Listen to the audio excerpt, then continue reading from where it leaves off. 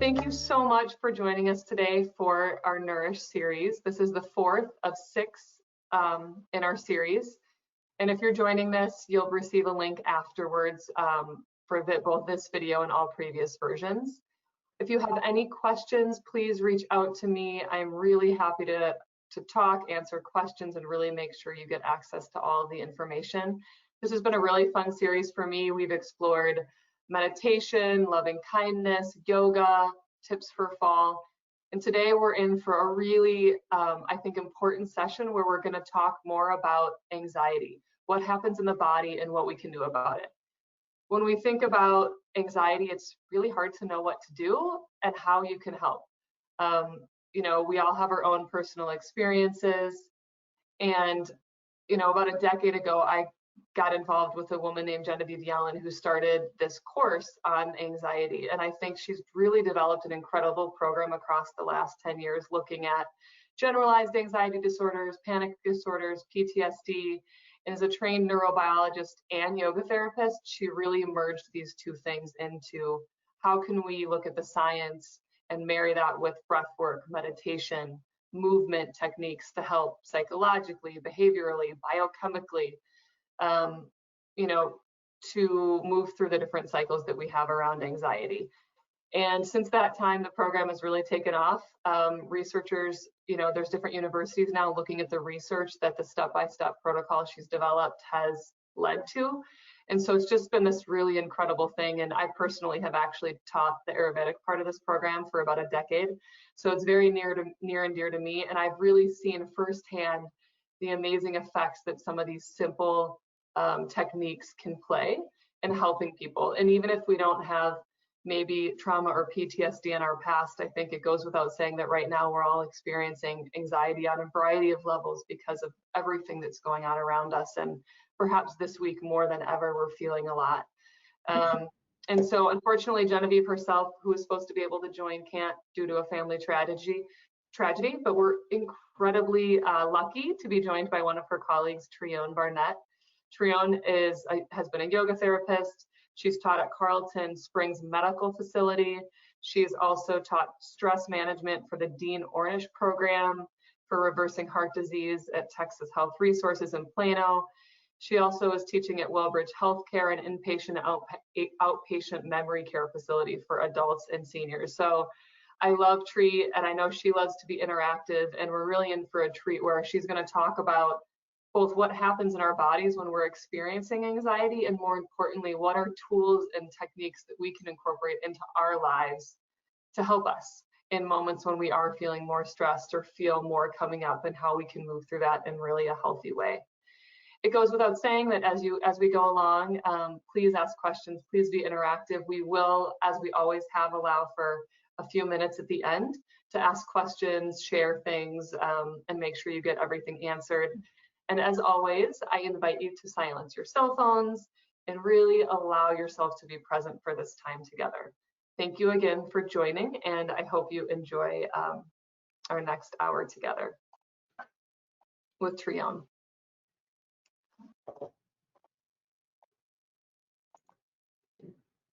And there we go. Hello, everyone. We'll talk about a treat. I feel like this is a treat for me because any chance that I get to share this work is absolutely a blessing. I especially like this mode of sharing this information because, I don't know, you'll find out soon enough that I have a little bit of a sense of humor and I like to entertain myself. And so for the next 45 minutes, I get to look at myself and make myself smile and not be able to see any of you. We'll see how that goes, but I tend to like this. And so what Carrie mentioned is, yes, we're going to talk today about stress and anxiety. Has anyone experienced any of that in your life? Oh my goodness, there is a lot going on right now. And there's a lot that we can do to combat the effects of stress and anxiety in our life. Carrie also mentioned the program that Genevieve has created called the Overcome Anxiety Program. And it's a phenomenal step-by-step process for relieving stress and anxiety. And the coolest thing about the program is it's simple. It's not real complex. But it does require that you have experiences and that you're willing to try some of the self-regulation techniques willing to take a look within and see maybe there are some things that you would like to change. So the program has 7 really important concepts to make it become a successful program. And the first one is managing difficult moments. So a really great concept that we tackle is understanding that overcoming anxiety is really managing moments. You know, we don't have to take the whole shebang at once. It's one moment by moment, bite-sized pieces. We manage what we can, and we learn to identify when we need to manage a moment through self-regulation or self-study or checking in. And so managing moments and learning to manage moments is a really important aspect of the program. The second one is that education is power. You know, sometimes when we feel stress and anxiety and a little bit overwhelmed, we can think, oh my goodness, what can we do? And a big part of this program is educating you on what you can do, understanding what's happening in my body as I start to feel fight or flight or anxious. You know, there are, I would call them, quote, symptoms that you feel. You know, your heart may start to flutter, your mouth may become dry, your eyes become dilated. You feel like you just want to make a mad dash down the street, you know. All of those are very wonderful responses to stress that are built in naturally. They're really great for us. Real or perceived threats. And so, but occasionally it seems like those happen when we are not really in a place to experience that type of stress and anxiety. Maybe it doesn't warrant the situation, is I guess what I'm trying to say. And so we educate, what is dysregulation? What happens in my physical body? What happens in my mind and emotions? What happens in my behavior when I'm feeling dysregulated? Why do I need to know that it's important to understand dysregulation? The next concept of this program is developing an attention to awareness. I don't know about you, but I spent years running as fast as I can, grabbing as much as I could, getting as much done, wearing that badge of honor, you know, that I could multitask and do so many things. And I perhaps didn't slow down very much and pay attention to my body. We have these magnificent bodies that oftentimes give us messages, but when we're in that achieve, goal-oriented mode, we tend to ignore perhaps some signs that we get from our body. And I like to say that our body occasionally will knock. Hello there, hey you. I need you to pay attention to me, this little sore part in your neck right here. And if we refuse to pay attention, it might knock a little louder. Hey there, I'm gonna let this tension from your neck go down into your shoulders and your upper back and maybe your low back. And if we still refuse to pay attention, we get the loud rap. Hello, this is your health calling. I really need you to pay attention. And so my point is, we learn to pay attention, and that attention leads to awareness. Awareness of what our body needs, what our mind needs, so that we can make conscious choices about our life. We aren't just running through life 100 miles an hour, right? And then the fourth component is that we learn to practice self-study or self-inquiry, where we pause for a moment, give ourselves permission to not run 100 miles an hour. Maybe take 2 to 3 to 5 minutes to simply check in and notice how we're feeling. We're going to practice an experiential today. And you'll have an opportunity to see exactly what I mean when I say self-inquiry, checking in. And then I'll ask you for a little feedback in a moment. So self-study, when we practice self-study, what does that do for us? Well, I know that when I took a moment to pause and notice how my body felt, notice what kind of thoughts I was having, notice how I was moving through life, I discovered a really interesting thing. I had this reoccurring thought, I'm not good enough. It popped in out of nowhere. What? What do you mean I'm not good enough? I didn't really even realize that I had been having that thought. And to be honest with you, most likely it was there for a while, having this thought. My business wasn't very successful. I was struggling to make ends meet. I felt like I was always running up the hill. And I practiced self-study, and I start to think, oh, wait a minute, where did that thought come from? I'm not good enough. So once I realized I was having that thought, I got to make a conscious decision, because you know what? That's not a true statement. It may have been a true statement way back there, way in the past, right? It might have been true at one point in my life where I really didn't feel good enough.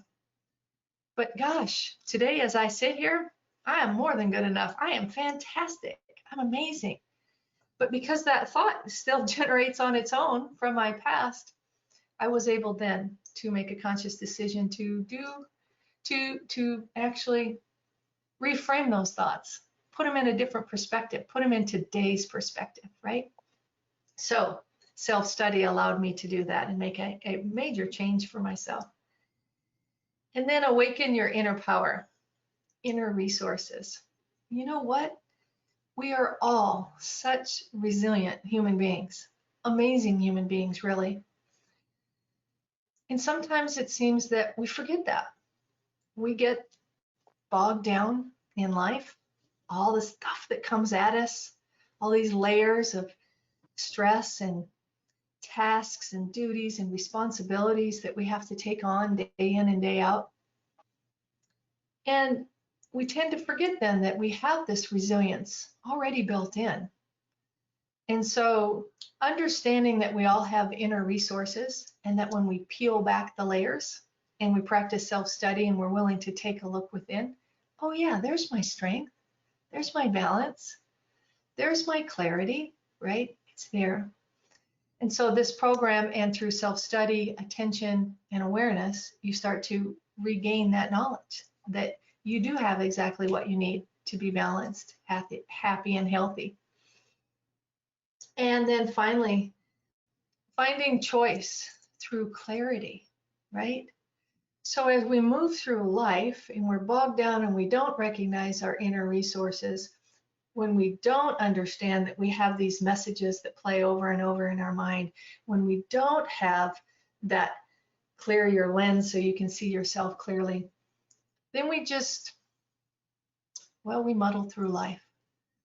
But when you start to take a look at all of these things, it's almost as if you're cleaning your glasses for the first time, and the world starts to become vibrant, and there's colors, and there's interaction and connection with others on a level that maybe you haven't had for a while. So you start to see life a little more clear as it is today and not as it was yesterday. So finding choice through this clarity makes it easier to keep stress and anxiety at bay. And then finally, when we look at all of these components, we put all of these components together one by one, little by little, we start to realize that there's a freedom in us, that we're not carrying around a ball and chain. We do have choices and we have opportunities. And yes, of course, we'll still experience stress or anxiety, but we learn to manage moments before they bloom into these huge uncontrollable events, right? So those are some important concepts of the Overcome program. What we're going to talk about a little bit more today is dysregulation, self-regulation, and then have some experiences. I'd like to start with our first experiential and invite you, in this time of COVID, if your hands are clean, I have a little spray for myself. I keep a hand sanitizer right next to my desk, and I clean my hands. And if you don't have a hand sanitizer near, you can try, I'll give you another opportunity or option. And so what I'm going to do is I'm going to remove my glasses, and if you have glasses, maybe remove yours for a moment, and then sit up in your chair and kind of wiggle in and get comfortable and uncross your legs, uncross your arms. Feel your feet on the floor and just begin to lightly rub your palms together. Lightly rubbing your palms together. And so as you do this, pay attention to your shoulders. Can you move your hands together without letting your shoulders get tight? Can you create a balance of friction in the palms of your hands, but your biceps remain calm? Your back is supported by your chair, just gently rubbing. And then if you'd rather not place your hands on your face, maybe just place your hands up like so and invite your eyes to close. If your hands are clean and you feel okay, then just gently cup your hands over your eyes and allow for a moment your eyes to register stillness, giving your eyes permission to relax and not have to take in any information in this moment. Keeping your ears alert, but letting your eyes rest. And just notice, maybe for another 15 seconds or so, how it feels to just let your eyes rest. Notice the rise and fall of your breath.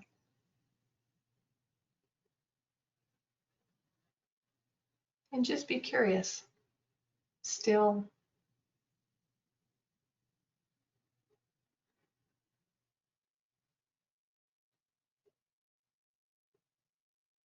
And then keeping your eyes closed. If it's comfortable, move your hands back down to your lap and take another moment of just sitting. And just notice what you notice. And then when you're ready, allow your eyes to open back up. And so I have a question for you. What did you notice? Do you care to share any part of that experience? And I'll tell you that throughout today's conversation, there are no wrong answers. If the exercise felt pleasant, great. If it didn't, please let us know that as well, because it's all valid and it's all relevant. So if you wouldn't mind typing in a comment or a question, if you feel like it, a few words. What did you notice about that exercise? And I'll pause for a moment.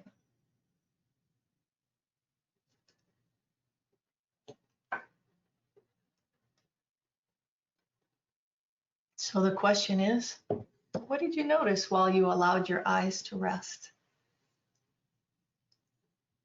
Good. Thank you for that comment. I can see a couple of them coming through. And again, I want to express there is absolutely no wrong answer here. We are all so unique in our own ways. So some comments I'm seeing, I'll share with the group is, one person said, I noticed how tight my shoulders were. And I'll echo that one because I for a minute was like, oh, I need to drop mine. Another person said it was interesting, my eyes struggled to relax, which I think is what you may not know is the eyes are the only exposed part of the nervous system from an Ayurvedic perspective. So I think that's a really interesting piece of how why this specific exercise is so helpful. Another person said calming, refreshing. Someone said, I didn't want to open them again. It was very relaxing. Someone else said, I use my eyes so much that it was peaceful and calming to take them out of commission. Absolutely. Another person said, the darkness felt soothing and calming. Wow. I also saw that someone said it was a little bit of a struggle to relax. And that happens as well. And what you've just experienced is self-regulation. When you give yourself permission to let your eyes relax, it can have a calming effect on your nervous system. Now, for some of us, if that wasn't comfortable, it will not calm your nervous system. And all that means is we need to try a different tool, right? Perhaps that's not available to you right now for whatever reason. You don't even have to analyze it. It's just simply acknowledging, yes, this felt good for me in the moment, or no, it didn't feel good in the moment. And I might also say that just because it didn't feel okay right now doesn't mean that it won't later on down the road. For those of you that did experience calming or a rejuvenation or a deeper connection to yourself. Consider this. The whole exercise was less than 5 minutes, maybe 2 or 3, right? So it's a real simple way when you feel safe or you're in an environment that feels safe to warm your hands and allow your eyes to rest. Good. So how about another exercise since we're on a roll? For now, make yourself comfortable in your chair and just let yourself look around your room. I mentioned safety. We want to feel safe where we are. That helps us relax. It's actually a requirement for relaxing. If we don't feel safe internally, externally, we're not going to be able to calm ourselves. So before this next exercise, I'd invite you just to look around. Notice the room that you're in, and I would invite you to do so without a critical eye. I'm not looking for chip paint on the ceiling or any bubbles on the wall, but simply notice the ceiling and 4 walls. Maybe you notice some things that make you smile.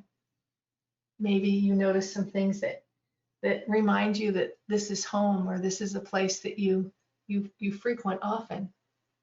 And hopefully gain a sense of security and comfort from your space. Looking even behind you, all the way around. And then when you're ready, once again, make yourself comfortable in your chair. Uncross your feet and your hands.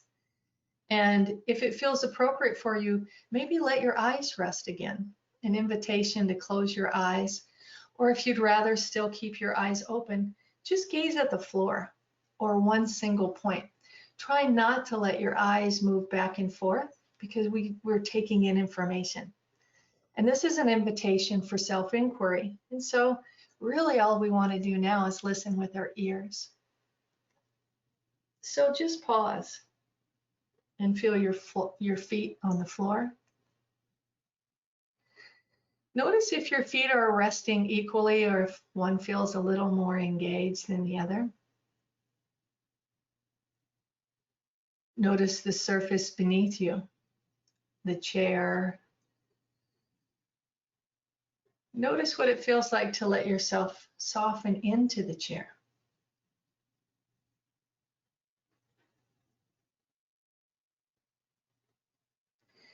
And then we start this self-inquiry by simply noticing your posture. How are you holding yourself in this moment? Observing with curiosity and without judgment. But as you realize how you're holding yourself, perhaps inquire, is there an adjustment that I can make to make myself feel a little more comfortable?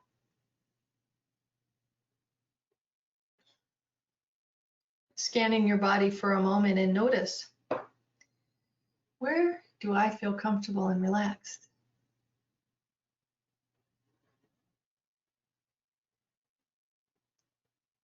Is there an area of my body that feels like I'm holding tension? What does tension feel like?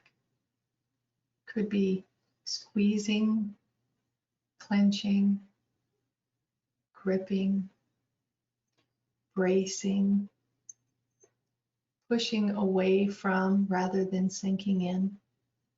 So many different ways that we could consider tension. And then ask yourself, do I need to hang on to this tension? Or would it be okay to release a little by little, bit by bit? Only as much as feels comfortable for you. Undoing and releasing any tension that feels appropriate in this moment. Keeping that strong, balanced posture. And then I might invite you to notice the rise and fall of your breath. Inhalation, exhalation. Curious again, without judgment. Just noticing this automatic process without trying to make any changes. Some things that you might pay attention to as you observe your breath would be, where do you feel your body moving? The rise and fall of your breath in your body. Do you notice it in your upper chest? Or do you notice it in the center of your body?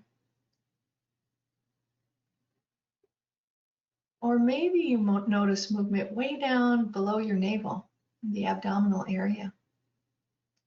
One of them's not right or wrong, it just is. I like to say that breath is like Texas weather. If you hang in long enough and pay attention to it long enough, it'll change.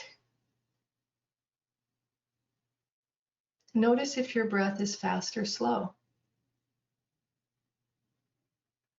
smooth or choppy,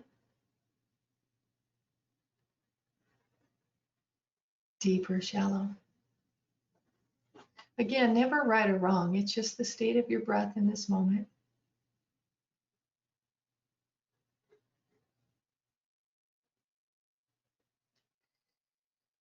And then taking a couple comfortable breaths in and out on your own.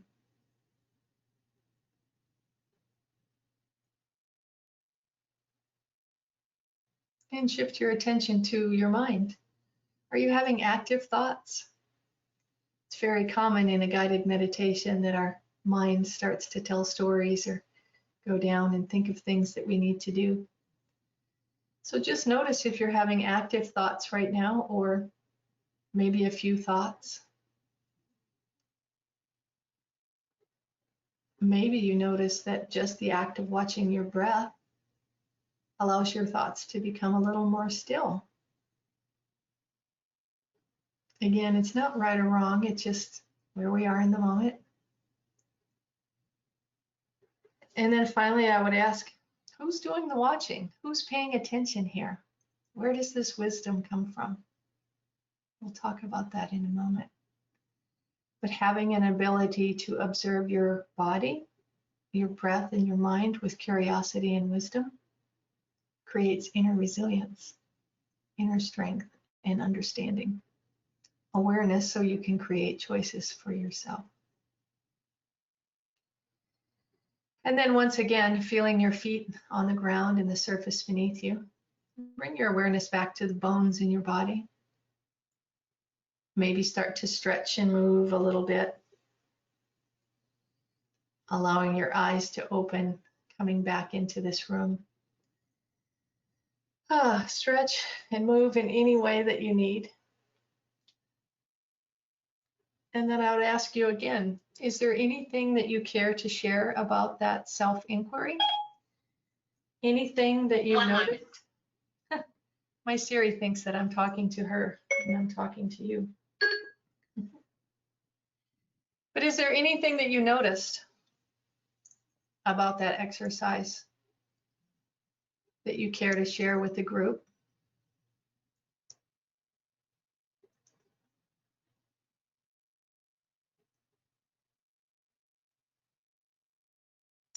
I would also be curious if you've practiced this sort of self-inquiry before, if you care to share.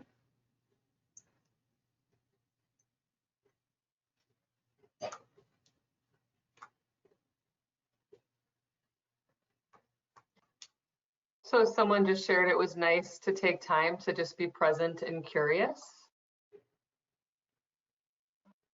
Mm-hmm.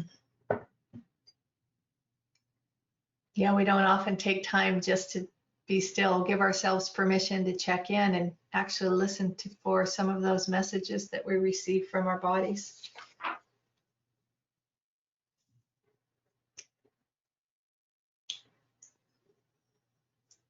Few other comments. I noticed my clenched jaw and cold feet. I really enjoyed being still and curious about my body. We're in Minnesota, so, you know, coldness. We are all learning to live with again, and dryness. Oh, yes. Another person said, yes, I use it to shut down at night, stop the chattering monkey mind. Another person, I meditated with a group daily for 3 years, so certainly more experience there doing some things like this. Someone else had said it's hard to focus on mind and total body. Easier for me to work on my upper than lower body and keep them relaxed than my mind. And someone else had said just working on putting it all together. which I think, I know for me, no matter how many times I do this, right? Even having a daily practice, it's, I think, coming at it from like the curious mind and just allowing, I think kind of never gets old. Even having done it for 15 years, I think there's always more to learn and explore and notice in different ways. Yes, I would agree with that. Observing with curiosity gives us an opportunity to feel childlike and fresh and new again. Not coming in with expectations. I don't know about you, but expectations for me lead to stress and anxiety, right?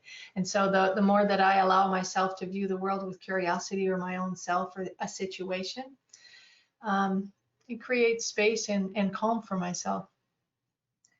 So good. Thank you so much for sharing. Now I want to talk a little bit about, we're so used to looking at ourselves, either I'm a physical body, I have aches or pains, or I don't have aches or pains, but how your physical body looks or feels.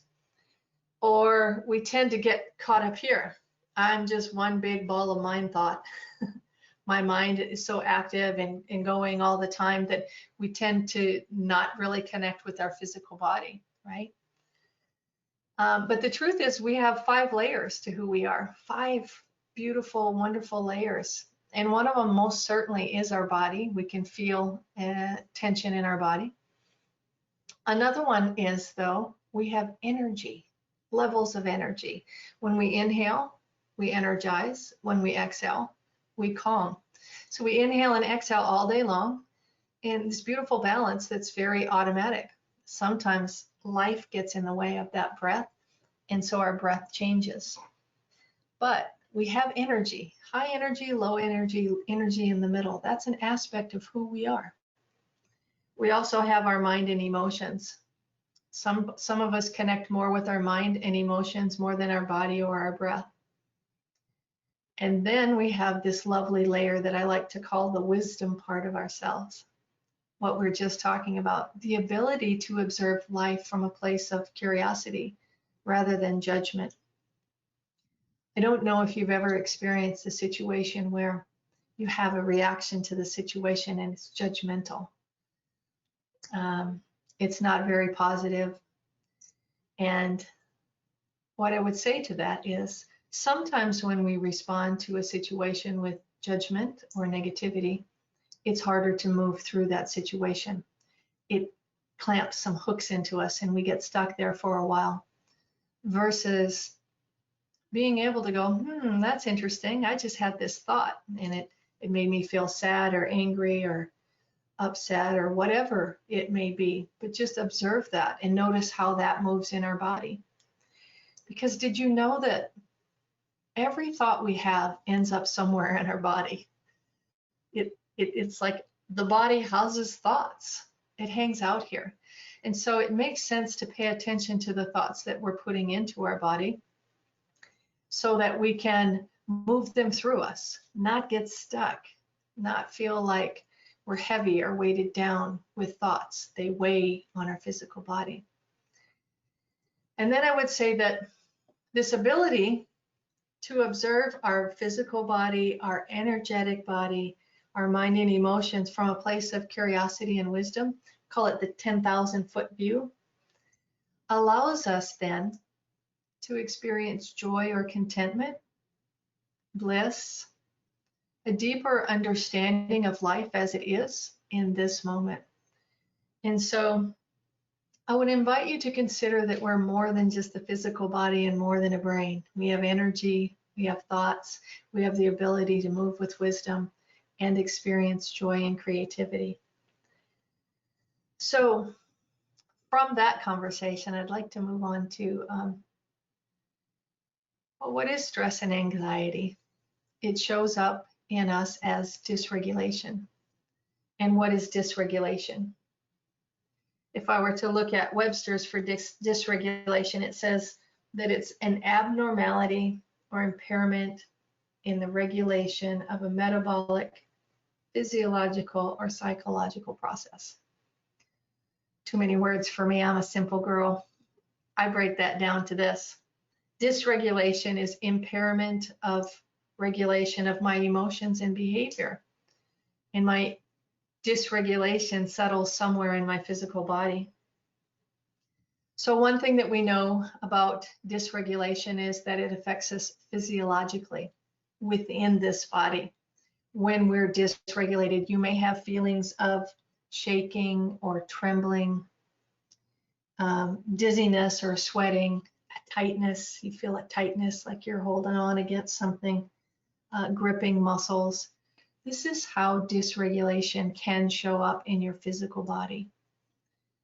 Dysregulation can also show up in our emotional body, emotionally. Feeling angry or sad, feeling jealous or self-loathing, frustrated or judgmental can be signs that we're dysregulated. Behaviorally, dysregulation shows up like rage, road rage, or explosive anger, or being argumentative or combative against someone, withdrawing from someone, having conflict avoidance, being dramatic, overly protective, or defensive. And so, oh my goodness, dysregulation shows up a lot of ways in our physical body, in our emotional body, and in our behaviors. And so I have one other little list for you, and I just want you to consider for a moment. Have you ever experienced, and you can either make a little tick on a piece of paper or count on your hands to yourself, have you experienced explosive anger? Have you catastrophized, made that story into one big mess? Have you mentally snowballed the situation? It starts off as a little thing, you know, my mama used to say, you're turning that mountain into a molehill. Our repeated negative thoughts. We get stuck with these thoughts going round and round and round in our head. Repeat those thoughts. Dramatic responses. Have strained interpersonal relationships with others. Exaggerated crying fits. Listen, it's okay to cry. But if you're like me and you're crying at the Folgers commercial and it really makes you boo-hoo, that's probably not in line with the situation, right? So crying is not a bad thing, but when it's not in proportion to the situation, then it can be considered not so good for us. How about being judgmental of others? Excessive jealousy, severe conflict avoidance, wild mood swings, impulsive or risky behavior, threats of suicide, substance abuse, or just checking out.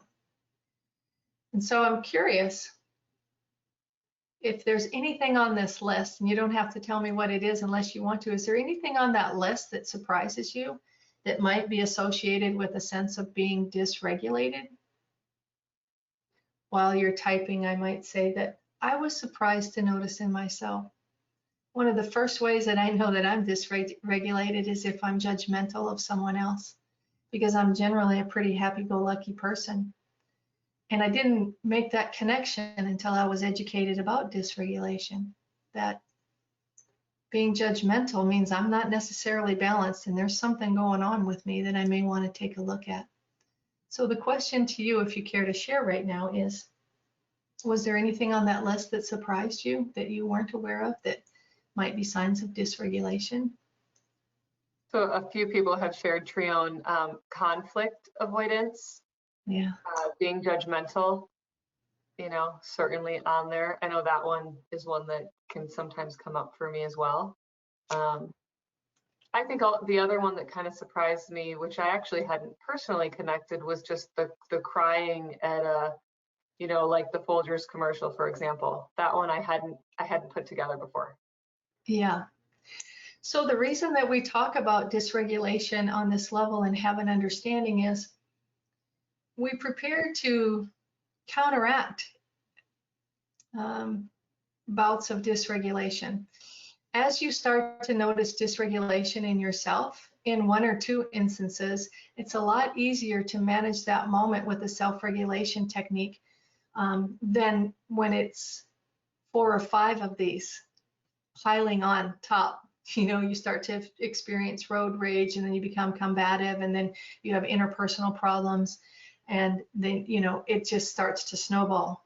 And so it's a lot more difficult to manage stress and anxiety as we let it go. And so if you care to be self-aware and notice signs of dysregulation and decide to do something at the first sight, you have a better chance of keeping stress and anxiety at manageable levels. So following this understanding of dysregulation, we start to think, well, self-regulation. Okay, we know that we can counteract dysregulation with self-regulation, but did you know that we already self-regulate quite naturally on our own? This is really an amazing, wonderful thing. Some of this you don't have to learn. Have you ever had a bad day at work? And you come home from work and you say, man, that day was just plain lame.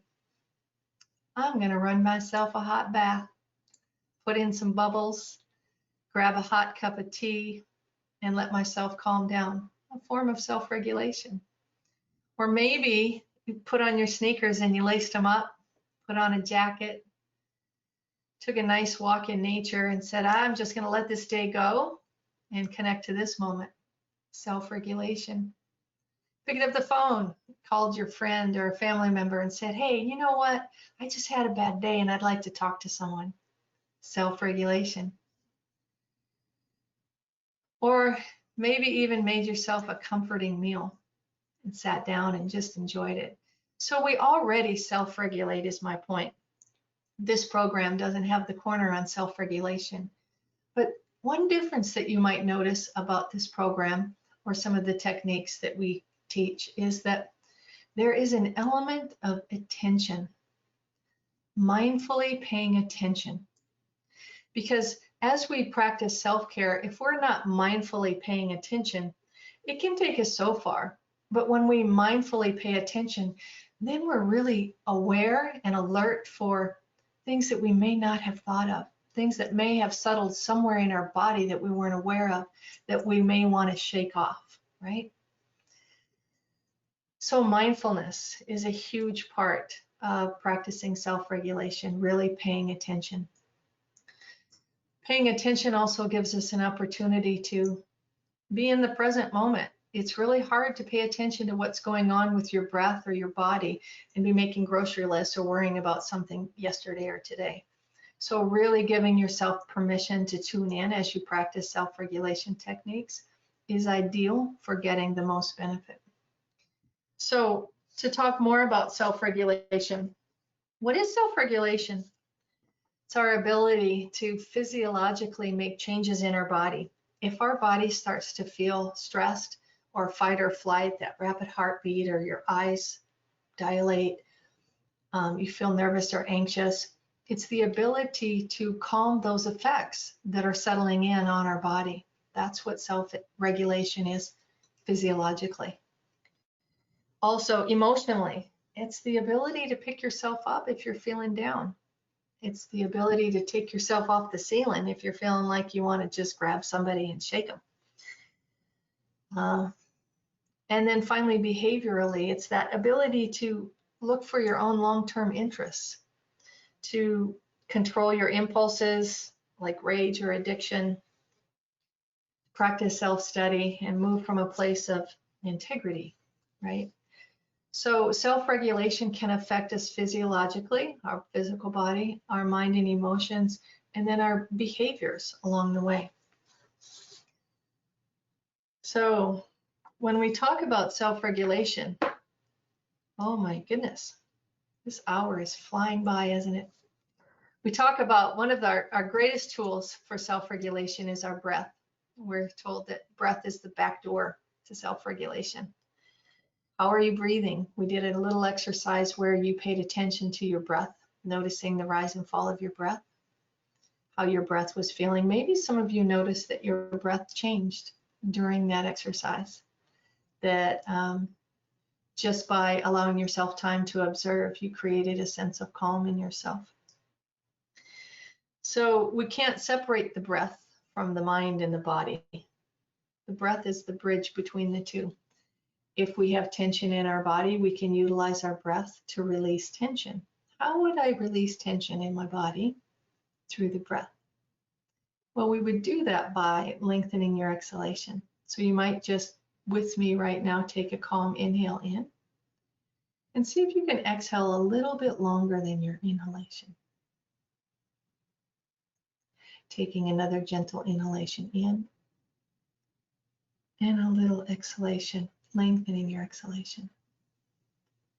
As you practice this type of breathing, lengthening your exhalation, imagine that with each exhalation, your muscles have permission to soften or undo any tension that you might holding.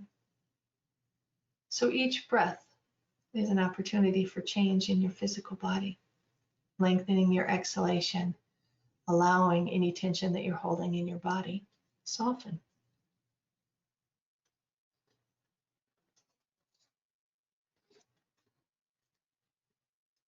And then pause with that breathing exercise.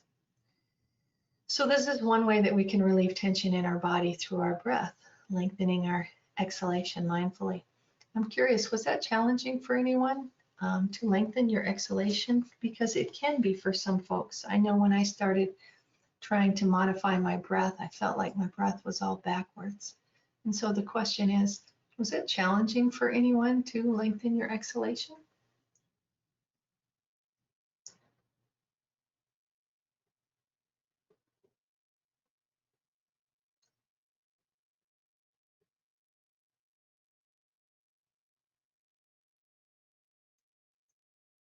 And while we're waiting for someone to provide any feedback, if you'd like, I'd like to demonstrate another way of connecting with your breath and your physical body. So making yourself comfortable in your chair, inhaling your shoulders up towards your ears and gently draw back down.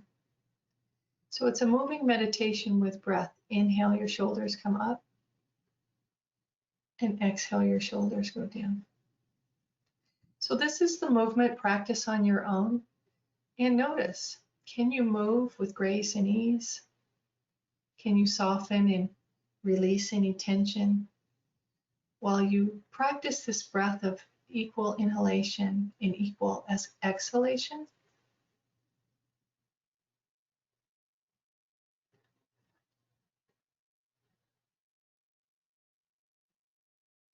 Inhaling your shoulders up equally, exhaling, relax. And then pause. Sitting for a moment, just notice what you notice. Having an opportunity to self-reflect and check in with your physical body while you breathe. In such a short exercise, did you notice any change? Is there anything that you were surprised about?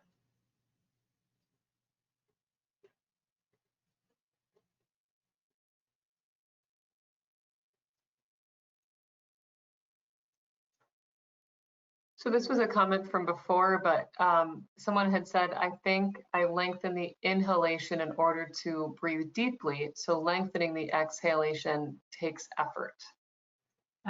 Yes, it's a practice. And a tip that I can tell you about that for your exhalation is letting your exhalation eke out rather than trying to force it. Let's say that you take in an inhalation and your exhalation is just a soft exhale, not trying to force or push. And then again, as it feels comfortable, inhaling and exhaling and becoming aware, trying to find that level of right effort, not trying too hard or not trying too little, but somewhere in between might help gain a better control or understanding of your breath on the exhale. And it does take time. Sometimes just sitting and watching your breath is even more challenging if you add movement, inhaling your arms all the way up, and then at the same pace, slowly bring your palms back down to the front of your body, and inhaling your arms all the way up, and exhaling your palms back down to the body. And I'll tell you that while we invite this experience, it really does need to be an experience. We can talk about this all day long, but until you actually feel what you're doing in your body, feel and notice where there might be tension to be able to release that tension. Feel and observe your breath with curiosity. We really don't experience the changes that combat stress or anxiety. It has to be a felt sense. So I encourage you to try some of these exercises with your shoulders up and down, or your arms inhaling up and exhaling down, or any type of movement where you link movement with breath. And so I want to pause. Yes? I was going to say a few other comments here. The moving meditation with the shoulders was so simple, and I could tell it had a very quick, relaxing effect. And then another person had said when you started moving the arms that they really enjoyed that. Yeah, well, that's a really, really important point to notice, that these exercises don't take a lot of time, but can create change in your body and bring you into the present moment. I want to introduce one more, one of my favorite. If you have shoulder issues, you'll want to be cautious in how you do this particular exercise. But if you bring your fingertips to your shoulder and make a small circle with your shoulder, and you control how big your circle is or how fast it moves. But I'd invite you, even if you're comfortable, to close your eyes and notice this gentle massage that you're creating for the joint of your shoulder. And if you care to add on, you can create a breath that's equal. Same inhalation, counting maybe to a count of 2 or 3, same exhalation, while gently massaging the joint of your shoulder. Some of us that sit at computers for a long day really appreciate this exercise. Last one. And then set your hands down into your lap and just notice for a moment, can you sense any difference between the right and left side?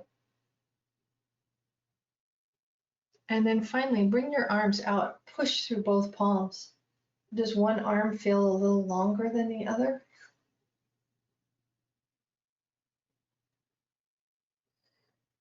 And for the sake of balance, let's go ahead and rotate the other side. Maybe you're aware this time, is there any similarities or differences between the right and the left side? Do they feel the same? Oftentimes we notice, one side feels a little tighter than the other. We learn how and where we hold our tension as we gently work it out. As fast or as slow, as big or as small as feels comfortable for you. We want this to feel comfortable, like a massage for the joint of your shoulder. And then once again, pause for a moment and just check in with both shoulders, maybe feeling a little more balanced. Extending your arms and pressing through. Maybe your shoulders are about the same distance now.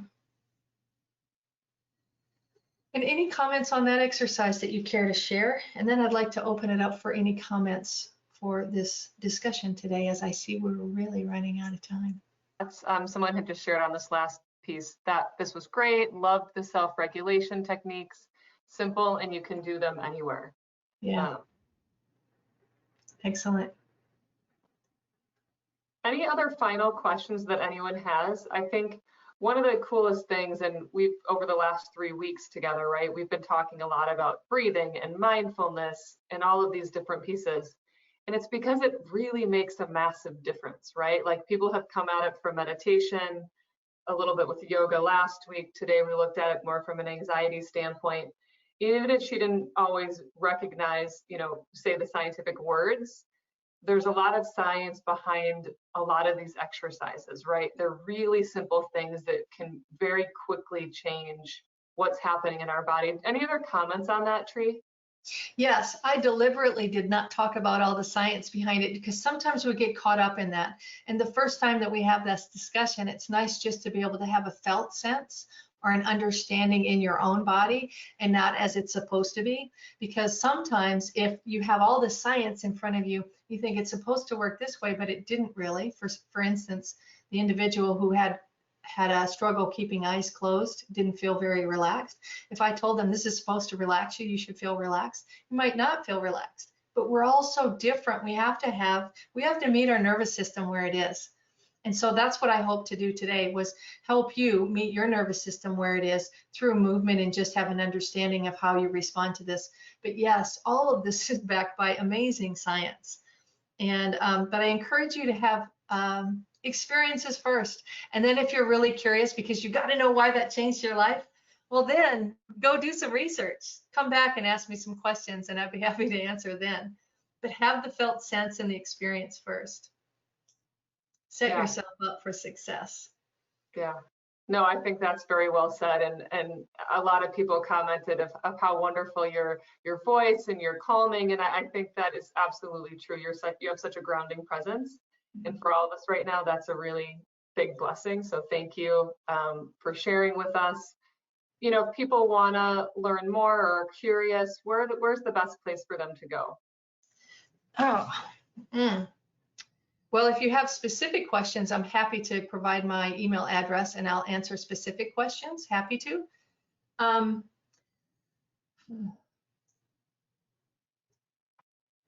be honest with you, I would recommend starting with yourself. You're your best teacher. Sometimes we feel like we have to go grab something from out here, but if you can take one or two of these exercises and practice it a few times and go from there and see how you feel. Practicing yoga, mindfulness, meditation, any of those places that you want to inquire about movement is probably a good idea, but I think you're your best teacher. I think that's great. And I know that we're all going to get lots of opportunities to practice these things over the next few weeks because there's obviously a lot that's going on. And so, you know, I just think it's simple stuff, right? But the more we can incorporate some of this simple stuff and what we're, you know, our goal through this whole series is to be giving you different tools so that you can say, hey, yeah, this I really connect with, or I want to incorporate this into my life. So, you know, I think that's what it's all about. Just a few reminders. Next week, we are not going to have a session just to be mindful of the election, but we will be back the following week and we're going to do some cooking. So another way that you can nourish yourself through food. Elizabeth Johnson is phenomenal. She was named by James Beard as the Food as Medicine Guru, and I personally know her and she's just a phenomenal teacher. She teaches at many schools down in Texas, culinary schools. So I invite you to join for that. But I just want to thank you again for the time. Tree, I want to thank you again. I think that was wonderful. And I know we all have a lot we can take away from it. My pleasure. And, you know, I wouldn't mind tuning in for that next session with y'all and just listening myself. Sounds really good. Let's place our palms together for a moment, if you will. Thank you for your time, everyone. I appreciate it. Namaste. Namaste. Thank you. Have a great day, everyone. We'll see you in a few weeks.